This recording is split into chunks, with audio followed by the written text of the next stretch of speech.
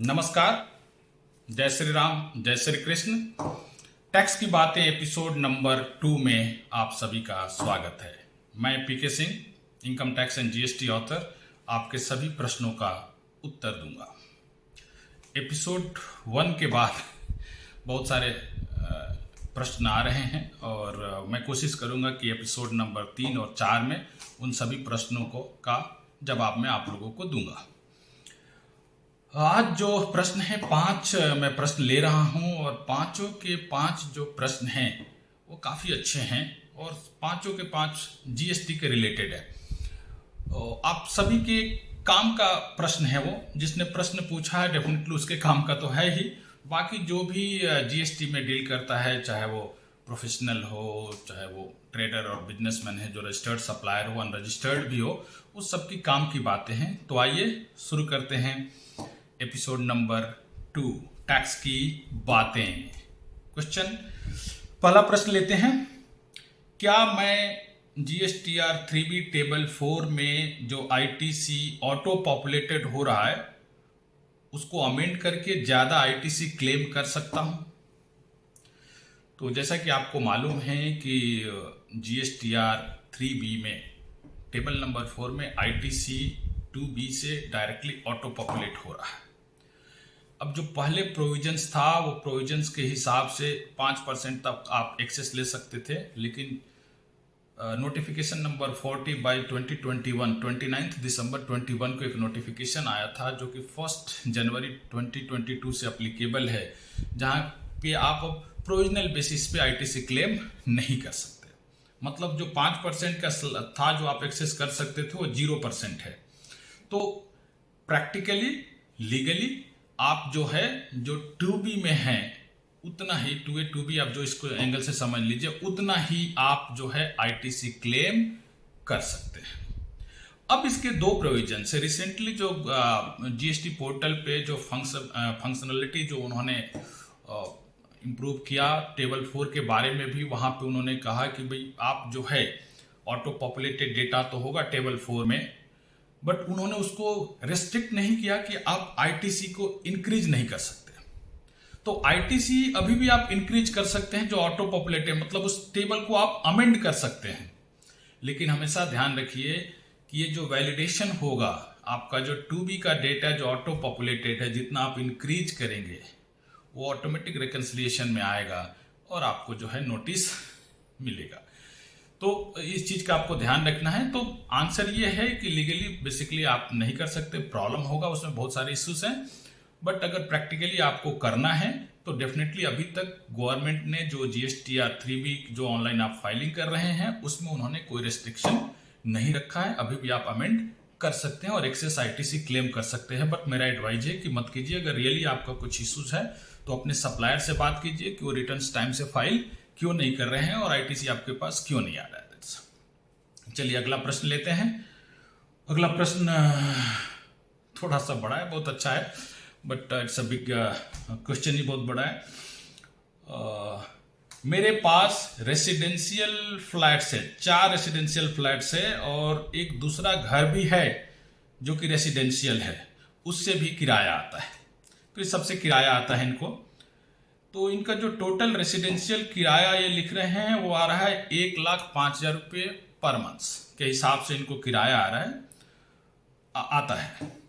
उसके अलावा ये लिख रहे हैं, उसके अलावा मेरे पास 2 दुकान भी है जो कि कमर्शियल कॉम्प्लेक्स में है और कमर्शियल दुकानें हैं। तो उसमें मुझे 75,000 जो है किराया पर मंथ आता है। तो क्या मुझे जीएसटी में रजिस्ट्रेशन कराना जरूरी है? क्या रेसिडेंशियल प्रॉपर्टी के किराए पर जीएसटी एप्लीकेबल है? मैंने एक पर्सन से पिछले साल पूछा था तो उसने कहा था कि रजिस्ट्रेशन की जरूरत नहीं है, मैं क्या करूं? देखिए ये ऐसा क्वेश्चन है जो लगभग बहुत सारे लोगों के लिए एप्लीकेबल है। पॉइंट नंबर 1 है कि जो इनका पहला क्वेश्चन है रेसिडेंशियल प्रॉपर्टी पे जीएसटी आता है या नहीं आता है। तो रेसिडेंशियल जो प्रॉपर्टी है आप पे जीएसटी नहीं आता है, बेसिकली नहीं आता है। बट आता है अगर रेसिडेंशियल प्रॉपर्टी आप कमर्शियल पर्पस के लिए देंगे तो उस केस में जीएसटी आएगा। अब दूसरा पॉइंट है कि जो कमर्शियल प्रॉपर्टीज है आपकी, वो अगर आप किराए पे दे रहे हैं, रेंट पर दे रहे हैं, तो उससे जो रेंट आता है वो टैक्सेबल है। तो 2%, रेसिडेंशियल एग्जेम्प्टेड है, कमर्शियल प्रॉपर्टी टैक्सेबल है जो किराया आता है। रेसिडेंशियल कमर्शियल के लिए दे रहे हैं देन फिर टैक्सेबल है, ये आपको ध्यान रखना है।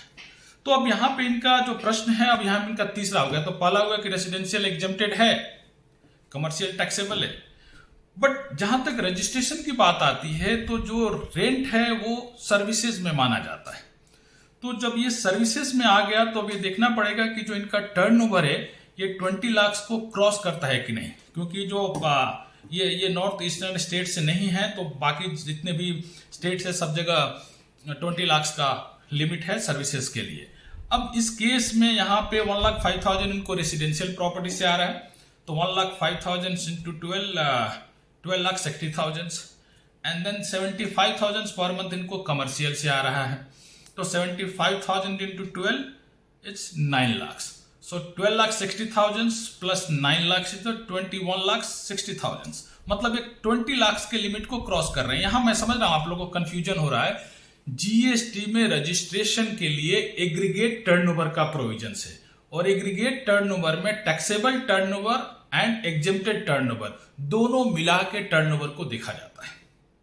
इवन नॉन जीएसटी टर्नओवर को भी इसमें कवर किया जाता है। मैं उस पर डिटेल में नहीं जाना चाहता हूं। अभी आप समझिए कि जितना आपका एग्रीगेट टर्नओवर है, एग्रीगेट टर्नओवर अगर 20 लाख से एक्सीड हो रहा है in case of services, then उस केस में आपको जीएसटी मैंडेटरीली रजिस्ट्रेशन कराना है। तो इनके केस में, आपके केस में ये जो है आप लाइबल हैं, पहली बात रजिस्ट्रेशन कराने के लिए, और जिसने आपको एडवाइज किया था वो गलत एडवाइज किया था।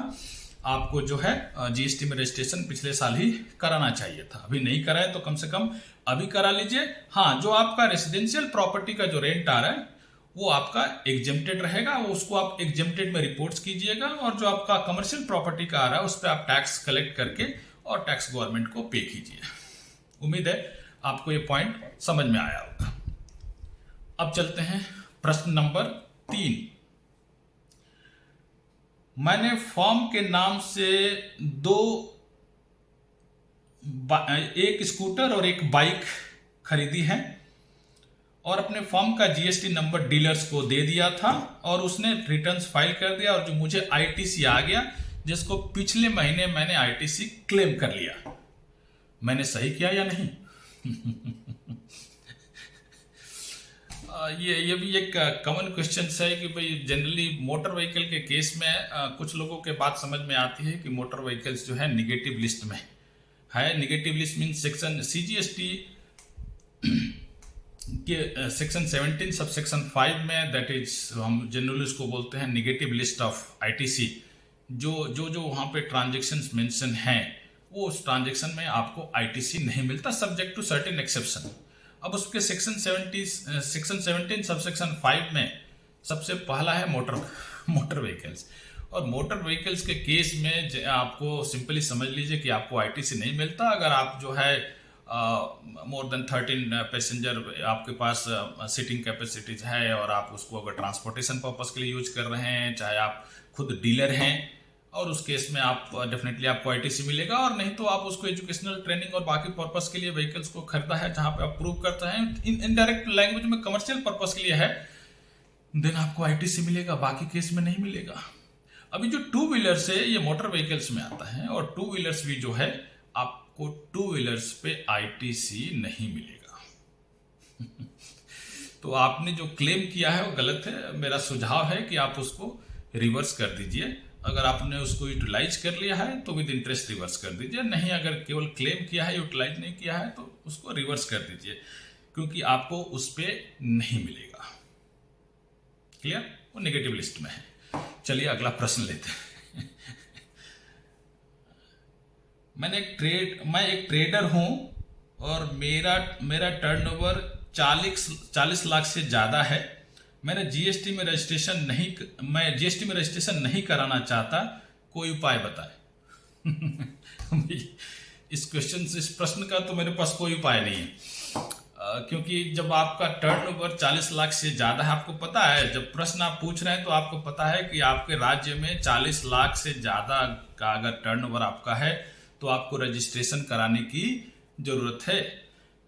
तो आपको रजिस्ट्रेशन कराना चाहिए, बिकॉज जब आप 40 लाख के लिमिट्स को क्रॉस करते हैं, थ्रेशोल्ड लिमिट को क्रॉस करते हैं, तो आप लीगली लाइबल हो जाते हैं जीएसटी में रजिस्ट्रेशन कराने के लिए। जो 40 लाख का गुड्स में और 20 लाख का सर्विसेज में जीएसटी में जो एग्जेम्पशन है वो इसलिए है कि भाई जो इससे नीचे है डेफिनेटली उसको कराने की जरूरत नहीं, वॉलंटरी वो करा सकता है। बिकॉज अगर आपको आईटीसी लेना है और बाकी सारे एडवांटेज लेना है तो आप करा सकते हैं। मैंडेटरीली मींस आपको तो कराना ही कराना है। तो अगर बाकी उनके एग्जेम्प्टेड लिस्ट में नहीं आ रहे हैं, जिसकी सिनारी में जीएसटी की रजिस्ट्रेशन जरूरत नहीं है, तो आपको कंपलसरी कराना है। और आपके केस में मुझे लग रहा है कि आप समझ रहे हैं कि आपको जरूरत है लेकिन आप नहीं करा रहे हैं, तो मेरा एडवाइज है कि आप जीएसटी में रजिस्ट्रेशन करा लीजिए। इतना डरने की जरूरत नहीं है। अगर आप बिल्कुल फेयर बिजनेस कर रहे हैं तो इसमें आपको फायदा ही आएगा, नुकसान नहीं होगा। थोड़ी इनिशियल डेज में आपको फील होगा कि थोड़े प्रॉब्लम है, बट उसको बिजनेस के फायदे होते हैं। आप सिस्टमेटिक टैक्स इनवॉइसेज इशू करना शुरू कर देंगे। और अगर आपको यहाँ पे लगता है तो आप इसको ज़्यादा तो आप कंपोजिशन सप्लायर में चले जाइए। अगर आपको लगता है आपका बिजनेस ज़्यादा नहीं जा रहा है, तो आपका टर्नओवर बहुत ज़्यादा नहीं जाएगा, तो कंपोजिशन सप्लायर्स के हिसाब से आप चूज कर लीजिए और एक मिनिमम जो आपका परसेंटेज टैक्स आ रहा है वो आप भर दीजिए और आप रिलैक्स रहिए। और नहीं तो आप रेगुलर सप्लायर में रजिस्ट्रेशन करा लेंगे, तो वहाँ एडवांटेज है कि आप जो परचेज कर रहे हैं उसके ऊपर आपको इनपुट मिलेगा। आपको बस यही ध्यान रखना है कि आपको अपना रिटर्न्स टाइम से फाइल करना है और रिटर्न्स फाइल करने के लिए नॉलेज होना चाहिए। प्रॉब्लम्स ये आ रही है कि बहुत सारे लोग रिटर्न्स फाइल कर रहे हैं बट उसको समझ नहीं रहे हैं कि क्या क्या डेटा उसमें फिल करना है। They are just filing the returns. मैं हमेशा से कहता हूं आप रिटर्न्स फाइल कीजिए, बट करेक्ट रिटर्न्स फाइल कीजिए, क्योंकि करेक्ट रिटर्न्स फाइल नहीं होगा तो आपको हमेशा जो है ना डिपार्टमेंट से नोटिस आएगा और वहीं पे बिजनेसमैन जो है ना फ्रस्ट्रेट होते हैं कि उनको रेगुलर क्वेरीज आ रहे हैं। रेगुलर क्वेरीज आएंगे अगर आपका अकाउंटिंग परफेक्ट नहीं है, अगर आपका रिटर्न्स आप करेक्टली फाइल नहीं कर रहे हैं। एक होता है कि मैंने फाइल कर दिया, एक होता है करेक्ट फाइल कर दिया। तो आप करेक्ट फाइल कर रहे हैं मतलब फिर आपको परेशान होने की जरूरत नहीं है। आप जस्ट फाइल कर रहे हैं देन आपको परेशानी, मुझे मालूम है, मतलब max percentage of the returns अभी भी रॉन्ग फाइल हो रहा है। लैक ऑफ नॉलेज और कहीं कहीं केयरलेसनेस भी है। कहीं कहीं तो लोग अकाउंटिंग नहीं करे, रिटर्न्स ही फाइल कर देते हैं, बाद में अकाउंटिंग करते हैं। तो डेफिनेटली वो सारे नोटिस तो आएंगे, अब उसमें हम डिपार्टमेंट को ब्लेम नहीं कर सकते। आइए अगला प्रश्न लेते हैं। अगला प्रश्न है, मैं एक एमएसएमई मैन्युफैक्चरर हूं, मेरा टर्नओवर 75 लाख 75 लाख के आसपास रहता है। मैंने जीएसटी में रेगुलर रजिस्टर्ड सप्लायर के हिसाब से रजिस्ट्रेशन कराया है। मैंने जितना परचेज किया उसके ऊपर आईटीसी क्लेम कर लिया था और अभी भी करता हूं। मेरा कुछ प्रोडक्ट्स मतलब इनका जो मैन्युफैक्चर करके जो गुड सप्लाई है जीएसटी में एग्जेम्प्टेड है, तो एग्जेम्प्टेड है और उसे मैंने जीएसटी रिटर्न्स में एग्जेम्प्टेड ही दिखाया है। लेकिन डिपार्टमेंट से नोटिस आया है कि मुझे एग्जेम्प्टेड सेल्स के संदर्भ में जो आईटीसी मैंने क्लेम किया है उसको मुझे रिवर्स करना चाहिए, बताए क्या करूं।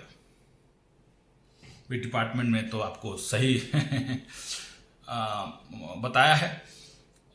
प्रैक्टिकली अब यहाँ पे जो है आपको जो है आईटीसी क्या है, एक सेक्शन 17 सबसेक्शन 3 है सीजीएसटी एक्ट में।